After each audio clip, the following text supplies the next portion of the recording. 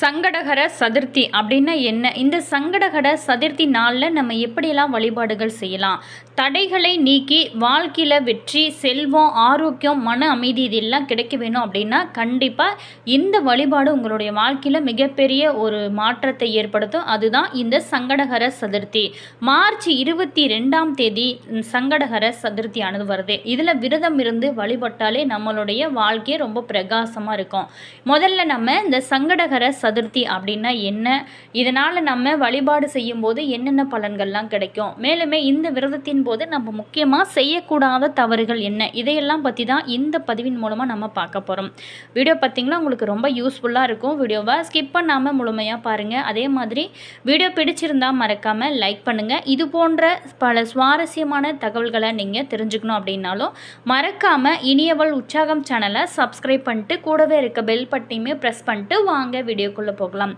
சதுர்த்தி அப்படிங்கிறது கால கணிப்பின் முறையில் அமாவாசை அல்லது பௌர்ணமிக்கு அடுத்து வரக்கூடிய 4வது திதியில், மேலுமே ஒவ்வொரு மாதமே இருமுறை, அதாவது வளர்பிறை தேய்பிறை வரக்கூடிய இந்த நாளில் தடைகளை நீக்கக்கூடிய விநாயக பெருமானை வழிபடுவது ரொம்ப ரொம்ப நல்லது. குறிப்பாகவே சங்கடகர சதுர்த்தி அதாவது தேய்பிறை விரதம் இருப்பது வாழ்க்கையில் இருக்கக்கூடிய துன்பங்களை அனைத்துமே போக்கும் ஒரு அற்புதமான வழிபாடாக இருக்குது. அதுதான் மார்ச் 22ஆம் தேதி வரக்கூடிய சங்கடகர சதுர்த்தி. இந்த நாளில் நீங்கள் அதிகாலையில் நீராடி விநாயக பெருமானை நினைத்து விரதம் இருந்து மாலை ஆலயத்திற்கு சென்று அபிஷேக ஆராதனைகளில் பங்கேற்று ஆலயத்தை 8 முறை வலம் வருவது சிறப்பான பலன்களை உங்களோட வாழ்க்கையில் ஏற்படுத்தும். மேலுமே இந்த டைமில் நம்ம என்ன வழிபாடுகள்லாம் செய்யலாம் அப்படிங்கிறத நம்ம ஃபுல்லாக பார்க்க போகிறோம்.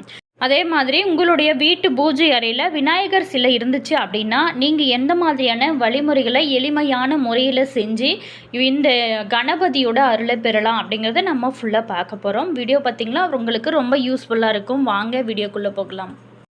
விநாயக பெருமானை நம்ம எல்லா நாள்லையுமே வழிபடலாம். தவிர எந்த தெய்வங்களை வழிபட்டாலுமே நம்ம முதல்வன் முழு முதற் கடவுள் விநாயகரை வழிபட்ட பிறகு தான் அடுத்தடுத்த தெய்வங்களை நம்ம வழிபடுவோம். அதே போல தான் மாதந்தோறுமே சதுர்த்தி வரும். அதாவது அமாவாசையிலிருந்து 4வது நாளும் பௌர்ணமியிலிருந்து 4வது நாளும் இந்த சதுர்த்தியானது வரும். இந்த நாளில் நம்ம விநாயகருக்கு அருகம்புல் மாலை சாற்றி வழிபாடு செய்வது ரொம்ப ரொம்ப சிறப்பு. அதுவும் ஒரு குறிப்பிட்ட சில மாதங்களில் வரக்கூடிய இந்த சங்கடகர சதுர்த்தியானது கூடுதல் சிறப்பு வாய்ந்தது. இந்த பங்குனி 8ஆம் தேதி மார்ச் 22ஆம் தேதி வரக்கூடிய இந்த சங்கடகர சதுர்த்தி நாளில் விரதம் இருந்தாலே நிச்சயமாக உங்களோட வாழ்க்கையில் ஏற்பட்டிருந்த தடைகள் அனைத்துமே விலகும். எளிமையான முறையில் நம்ம எப்படி வழிபாடுகள் செய்யலாம் அப்படிங்கிறத பார்க்க போகிறோம். மாதந்தோறுமே வருகிற சங்கடகர சதுர்த்தி இன்னும் சிறப்பானது. இந்த நாளில் மாலையில் விநாயகருக்கு கோவிலுக்கு நீங்கள் சிறப்பு அபிஷேகங்களும் விசேஷ ஆராதனைகளும் பூஜைகளும் ஆனது ரொம்ப சிறப்பாக நடைபெறும். அதே போல தான் நீங்கள் அப்போ பார்த்தீங்களா பால், தயிர், இந்த திரவிய பொடி, பஞ்சாமிர்தம், விபூதி, சந்தனம், பன்னீர் முதலான 16 வகை பொருட்கள் கொண்டு நீங்கள் அபிஷேகங்கள் நடைபெறும். இந்த நாளில் கணபதி பெருமானுக்கு உங்களால் முடிந்த அளவுக்கு நீங்கள் ஏதாவது ஹெல்ப் பண்ணுறது நல்லது. வெள்ளெருக்கம்பூ மாலை, அருகம்புல் மாலையும் சாற்றி வழிபட்டோம் அப்படின்னா நிச்சயமாக எவ்வளோ பெரிய தோஷங்கள் இருந்தாலுமே அனைத்துமே விலகிவிடும். காரிய தடைகள் அனைத்துமே விலகிவிடும். அதுவும் இந்த பங்குனி மாதம் திருமண தடைகளை நீக்கக்கூடிய ஒரு மாதம் அப்படின்னு சொல்லலாம். அதனால் இந்த மாதத்தில் நீங்கள் காரிய தடைகள் ஏதாவது இருக்குது அப்படின்னு நினச்சிங்களா, நீங்கள் விநாயக பெருமானுக்கு வெள்ளெருக்கம்பூ மாலையும் அருகம்புல் மாலையும் சாற்றி நீங்கள் மனதார நினைத்து வழிபட்டீங்க அப்படின்னா நிச்சயமாக கை மேலே பலன் கிடைக்கும். சங்கடகர சதுர்த்தி நாளில் விநாயகருக்கு ரொம்ப ரொம்ப பிடித்தமான கொழுக்கட்டை அல்லது சுண்டல் அல்லது சர்க்கரை பொங்கல் உங்களால் எது நைவேத்தியமாக செஞ்சு படைக்க முடியுமோ அதை செஞ்சு நீங்கள் வழிபட்டீங்க அப்படின்னா வீட்டில் மங்கள காரியங்கள் விரைவில் நடக்க ஆரம்பிக்கும். கடன் தொல்லையை நிவர்த்தி செஞ்சு அருள்வார் அப்படிங்கிறது ரொம்ப ரொம்ப முக்கியமான விஷயமா இருக்குது. இந்த விரதத்தை நீங்கள் கடைபிடிச்சு அங்காரகன் அப்படிங்கக்கூடிய செவ்வாய் நவகிரகங்களில் ஒரு கிரகமாக பதிவை பெற்றான். எனவே தான் செவ்வாய்க்கிழமையில் வரக்கூடிய சதுர்த்தி அங்காரக சதுர்த்தி அப்படின்னு போற்றப்படுது. அன்றைய தினம் விநாயகரை வழிபடுவதனாலுமே அங்காரகனுடைய அருளினையுமே பெறலாம். மேலுமே இது பார்த்திங்களா ஞாயிற்றுக்கிழமையில் அமைஞ்சிருக்கு.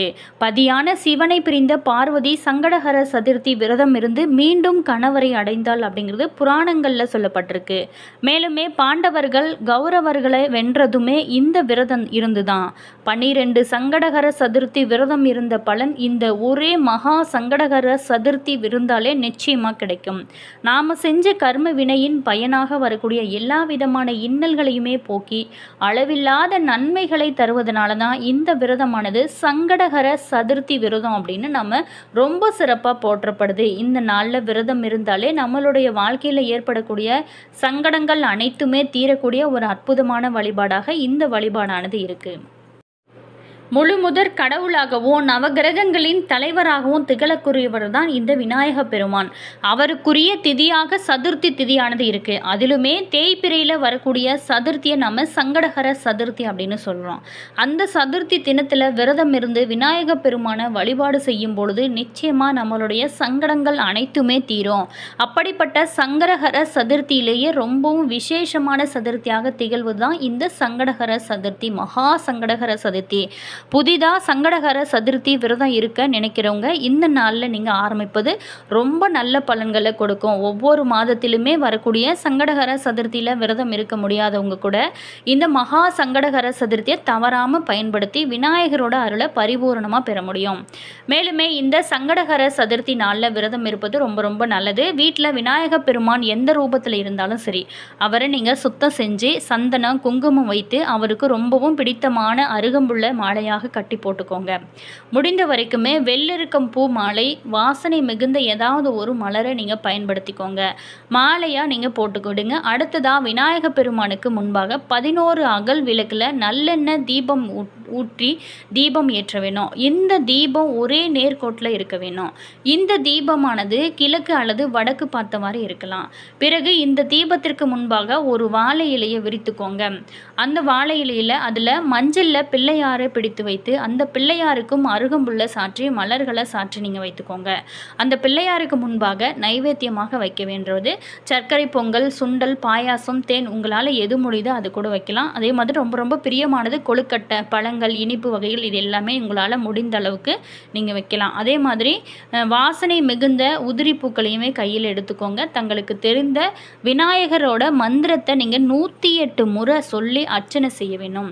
எந்த மந்திரமும் தெரியாது அப்படிங்கிறவங்க ஓம் கணேசாய நமக அப்படிங்கிற மந்திரத்தை கூட நீங்கள் சொல்லி அர்ச்சனை செய்யலாம். விநாயகர் அகவலை பாராயணம் செய்வது ரொம்ப ரொம்ப நல்லது. பிறகு கற்பூர தீப தூப ஆராதனை காட்டி 11 முறை நீங்கள் தோப்பு கரணம் போடுறது ரொம்ப நல்லது.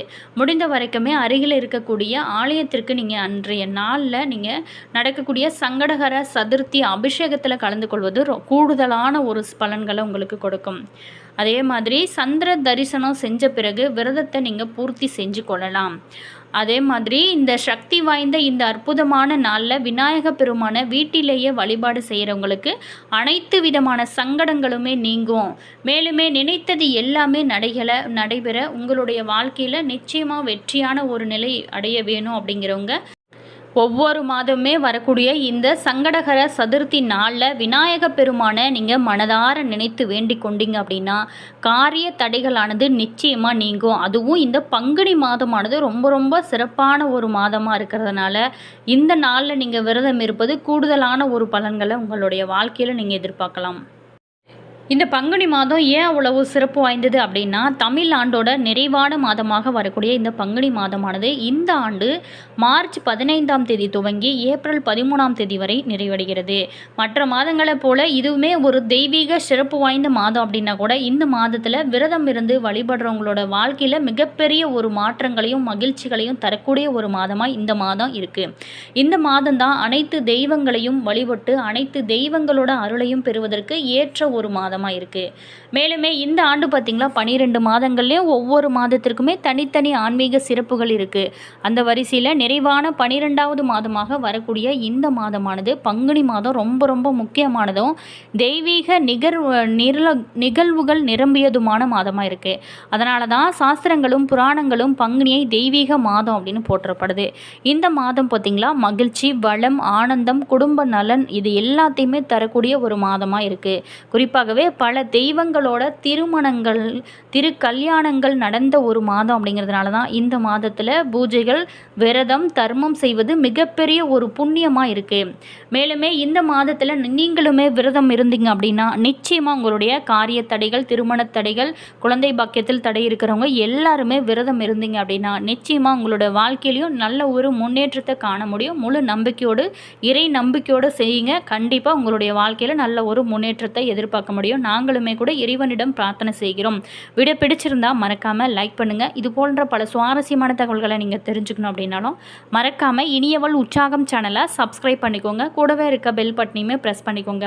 அப்போ தான் நாங்கள் போடுற ஒவ்வொரு வீடியோஸுமே உடனுக்குடன் நோட்டிஃபிகேஷனாக வரும். அதே மாதிரி உங்களோட கருத்து என்ன அப்படிங்கிறத மறக்காமல் கமெண்ட்ஸில் சொல்லுங்கள். உங்களுக்கு விநாயக பெருமான் பிடிக்கும் அப்படின்னா ஓம் விநாயகர் கணபதியே போற்றி ஓம் விநாயக பெருமானே போற்றி அப்படிங்கிற மந்திரத்தை மறக்காமல் கமெண்ட்ஸில் 3 முறை பதிவு பண்ணுங்கள். அதே மாதிரி உங்களுடைய ஃப்ரெண்டு அல்லது ரிலேஷன் யாருக்காவது இந்த பதிவை ஷேர் பண்ணி விடுங்க. அவங்களுக்குமே யூஸ் ஆகட்டும். All viewers, thank you.